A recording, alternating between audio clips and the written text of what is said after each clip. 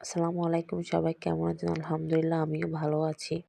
চলে এলাম আমাদের সবজির বাগানে। কি কি সবজি আছে তা দেখার জন্য আমি আপনাদেরকেও দেখাবো। প্রথমে আগে সম্পূর্ণ লাউয়ের বাগানটা দেখে নিই। তারপর বাকিটা দেখতে পারবেন যে কি কি আছে আমাদের সবজির বাগানের মধ্যে। ছাড়া ওই রাঙা মাটির পথ আমার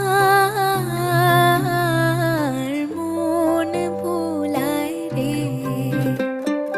গ্রাম ছাড়া ওই রাঙা মাটির পথ আমার মন ভোলায় রে।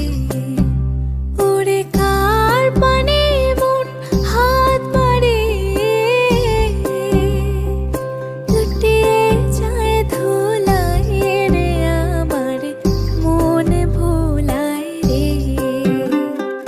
গ্রাম ছাড়া ওই রাঙা মাটির পথ আমার মন ভোলায় রে। এতক্ষণ আমরা দেখলাম আমাদের লাউয়ের ক্ষেতের সম্পূর্ণ ভিডিওটা। এবার দেখব যে আমাদের ক্ষেতে লাউ গাছ ছাড়া আর কি কি আছে। এতে কত সুন্দর জোফালো আমাদের সিম গাছ, ফুলে সিমে ভরপুর।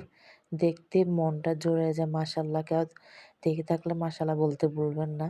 প্রচুর সিম ধরেছে আর প্রচুর ফুল, থোকায় থোকায় সিম আর ফুল।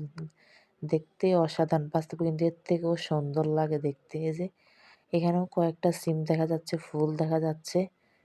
তারপর আমাদের ক্ষেতের বটবটিগুলো দেখতে অনেক সুন্দর। এরপরে যে মিষ্টি কুমড়া ফুল, এই যে একটা মিষ্টি কুমড়া লুকায় রাখছে, না হলে পশু পাখি নষ্ট করে ফেলে।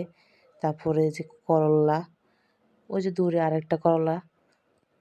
এগুলি খেতে কিন্তু অনেক সুস্বাদু, কারণ এটার মধ্যে কোনো ফরমালিন নাই, সম্পূর্ণই টাটকা নিজেদের ক্ষেতে। তারপরে এই যে বেগুন গাছে বেগুন ধরে আছে, এই যে আরেকটা বেগুন গাছে বেগুন ধরে আছে। এগুলোর টেস্ট কিন্তু অন্যরকম। তারপরে তরি গাছে তরি ধরে আছে, একটা তরি চিকন একটা তরি মোটা। এগুলো খেতে কিন্তু অসাধারণ আছে।